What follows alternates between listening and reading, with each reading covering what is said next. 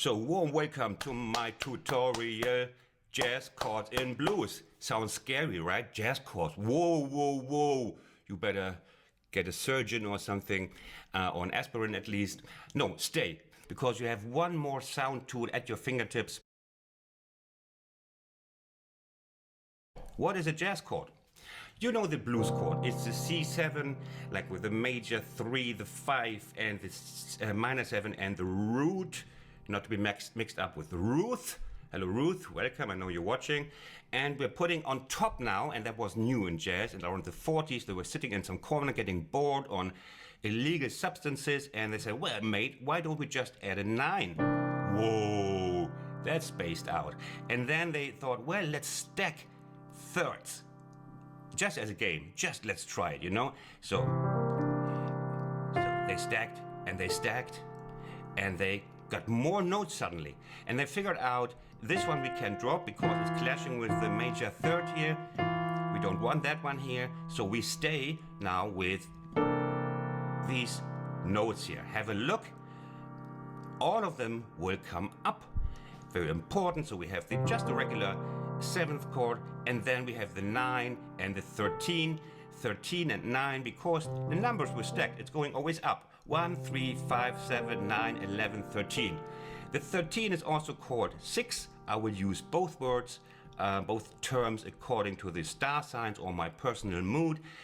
We have the 9, it's identical to the second, to the 2. So I might also use that word instead of 9, 2 or 9, 13 or 6. So the essence in jazz chords is also the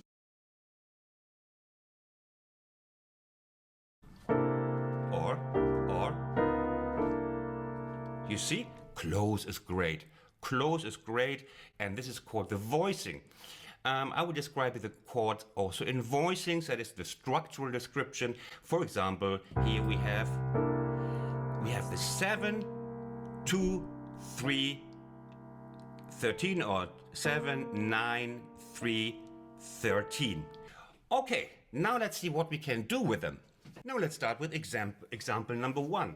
Imagine you're a beginner, you learned a piano just 20 minutes ago, and you can play just a couple of notes. And now listen to this. Okay, that's the C7. Now,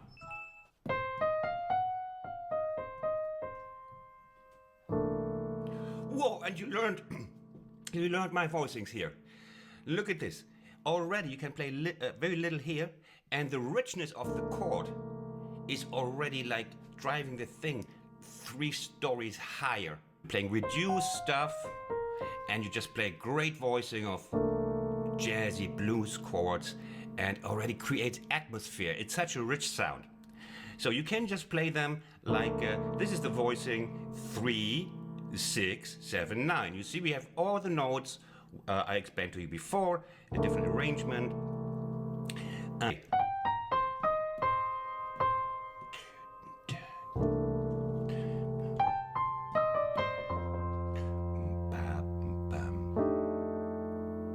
Isn't that wonderful?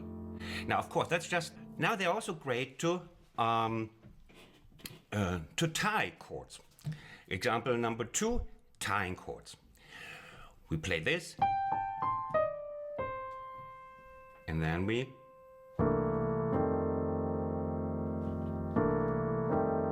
let's say it's wonderful, no? I think I've just fallen in love with myself for this. Okay. Wonderful, and it's no headache at all. It's no jazz headache. I used this voicing and tied it, took the closest possible possibility to play the F voicing I showed you in the beginning.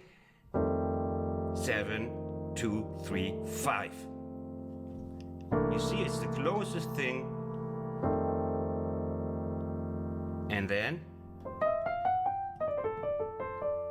then I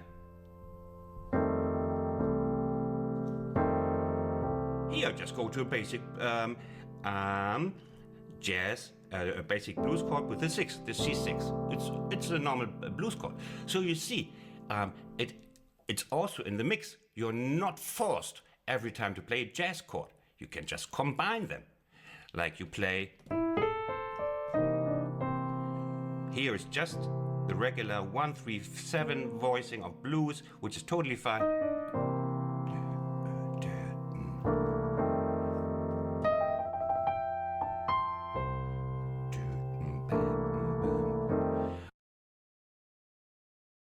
I want to show them briefly that you're familiar with them. So first the voicings I showed you first. It's the for C I showed you already. It's this one and also this one. This is a little learning curve at the beginning, but beauty does not come for free. The ladies know that. All that makeup costs a lot of money. This just costs a lot of time. So then we have in F, we have, for example, we can play. This was the same voicing on F, or this one. With the 6, it's a little bit more clashing than with the 5. You can use both. And in G, we have the G7, again 7, 2, 3, 5. This voicing, or 7, 2, 3, 6, gets you quite far. And then we have this other voicing I showed you already. We use it, for example, if I go from C7 to...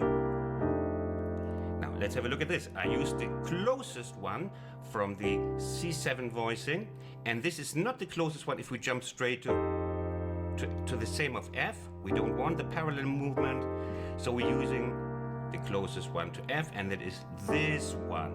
It's the same notes always. We have the 3 again, the 6 or 13, the 7 and the 9. You see, it's just an inversion from this one, or from this one rather, here. So you have these, and they are good for, if you know them both, for the closest possible connection.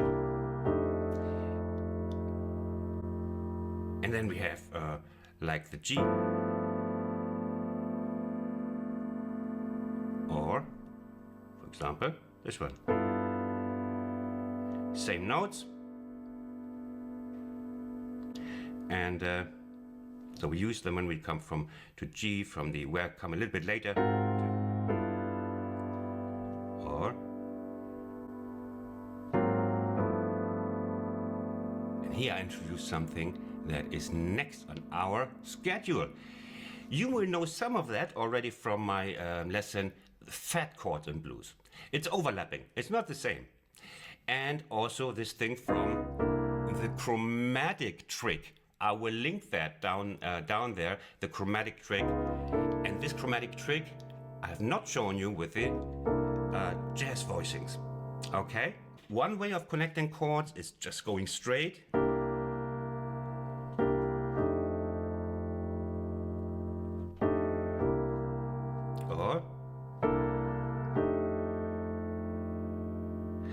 And we have a second way, that is, look at this. You just play a couple of simple notes. Scale. Oh, damn it, is that great.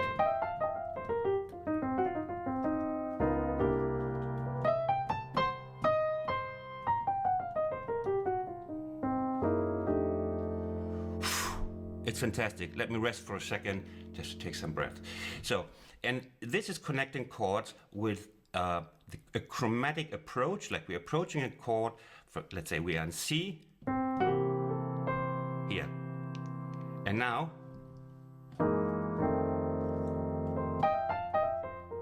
and what was it? We have the chromatic higher note from F is F sharp, right?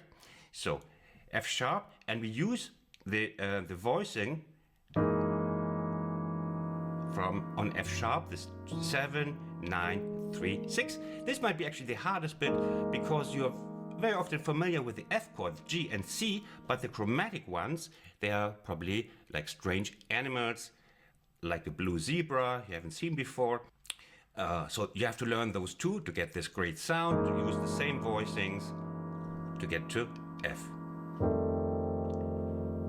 Or to get from here, chromatic approaching to C, D flat or C sharp now.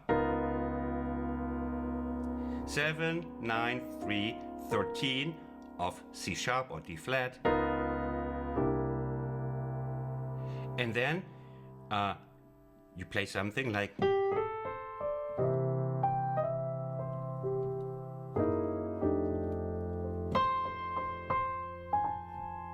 ugh.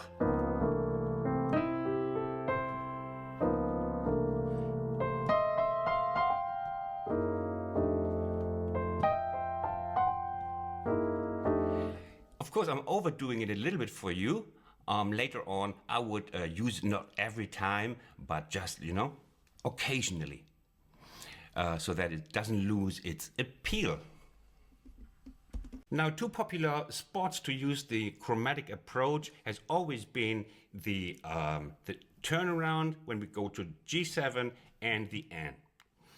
And you've heard it many times, you just don't know it. But you know it. Okay, let's have a look. What do I mean?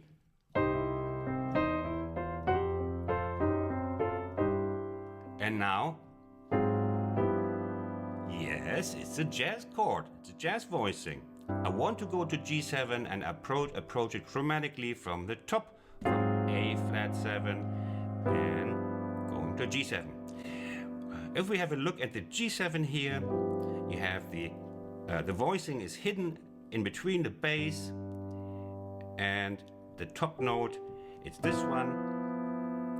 And you see, we don't have what we know already, but without the 9. It's also a variation. Now, of course, variations. I cannot touch all of them, just a couple of them. So remember this one for your next turnaround. You can impress up to 70,000 people at once. And also we have it, the chromatic thing with jazz voicings, like when you finish your piece, like...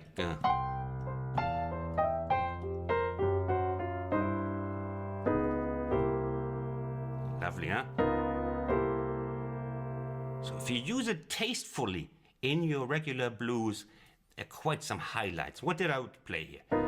We are again chromatic approach, D flat 7. I showed you this one before. 7, 9, 3, 6. And we just move down to the C7 with the same voicing. And then, and you're just done. You got the gig. And that is the so-called altered chord. It has another interval on top, and it's good to know. So we have here the root, we have the 7, and we're now on G7. We are playing the major third, we're playing the now augmented 5, and the 7. And now this is completely new territory. Get some water in between to refreshen your senses. Now, this is a very jazzy chord. But Dr. John plays it, I wouldn't say a lot, but not, occasionally. It's the altered chord because we have the augmented or altered 5 and the augmented 9. Now listen to this in context.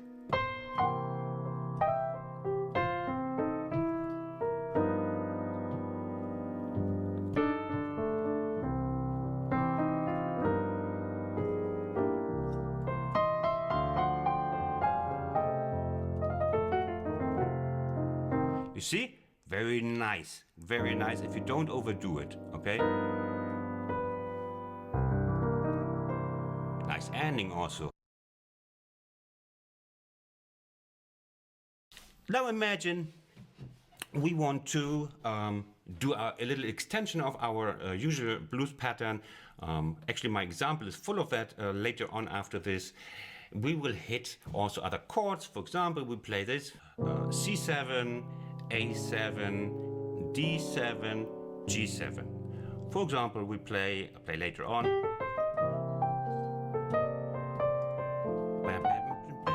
But you can also jazz voicing. And now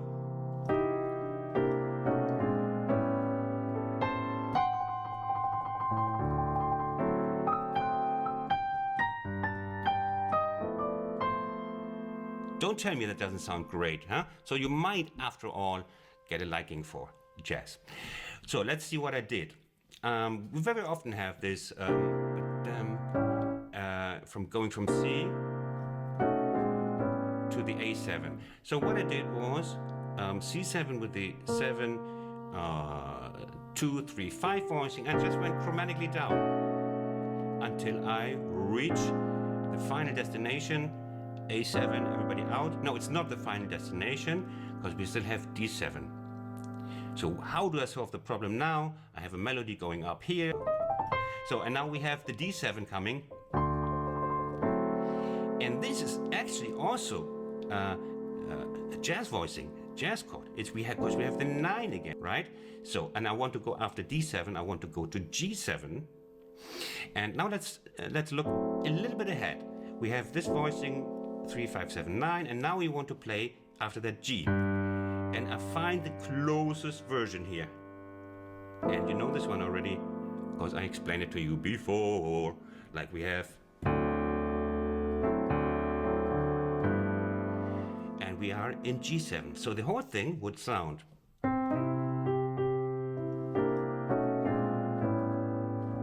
And now you might play something here.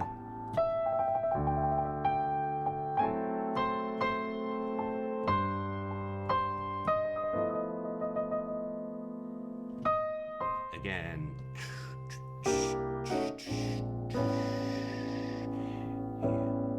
A7, jazz voicing.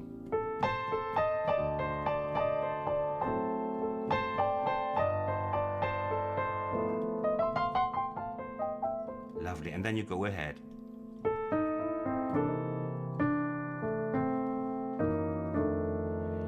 And here we have something, again. Sometimes you have to spread the voicing over 2 hands. Now sounds nice and warm here because it's a little bit further down. So we cannot maybe sometimes use the 9 also.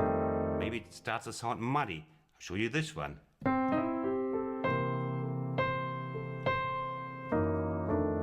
So we have the F7, 7 here, the 3rd here, and the 6th here.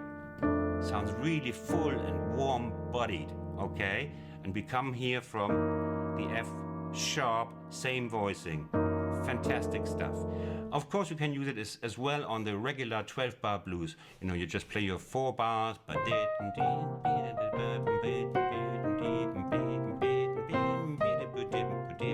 Now.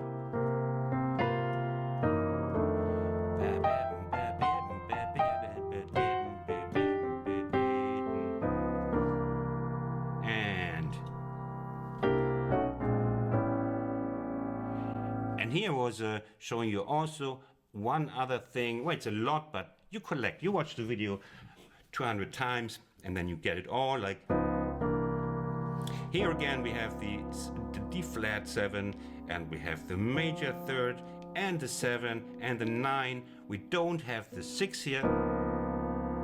We don't always have to play all of the allowed notes. We don't always have to play all notes that are theoretically possible, so that causes diversity. Ever heard of that? And this has a great, slightly more open sound. 3, 7, 9. Remember that. It's great for blues. It's great for blues. So.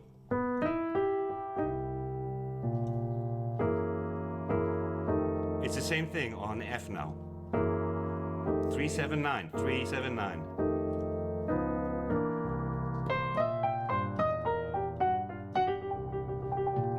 Now play it with a thing. Now play exactly the same with this 13. You see, it's up to you then to practice and to do the variations. Now watch my example. You can get the sheet music, of course. Give me a little of your money or the MIDI file. I think it's definitely. If I was a student, I would buy all of my stuff, of course. When I was young, or even younger than I'm now, there was nothing like this kind of tutorials and then getting right to the sheet music. Wow, boy, would I've bought it. Anyway, so take care. I hope you enjoyed this. Hope you learned a lot for your own playing. And take care. All the best from Berlin.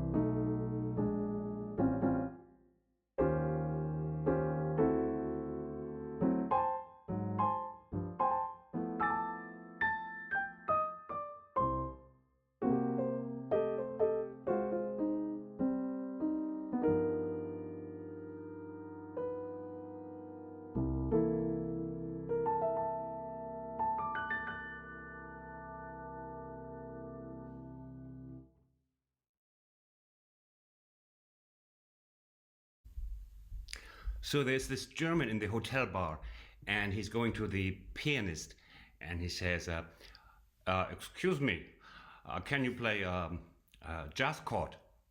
Can you play jazz chord?" And they, yeah, pianist thinks, sure, and he goes and plays a couple of smooth jazz chords, and the German is not satisfied. This was not jazz chord. Can you play jazz chord? The piano player, okay, let's do it. He plays some Thelonious Monk and but the German, no, no, no, no, no, this is not good. Just jazz chord. Okay, now the piano player is doing the real stuff like Herbie Hancock, ba ba ba ba, and then the German says, no, uh, maybe I sing, maybe I sing for you. I just call to say I love you. I hope you like my video.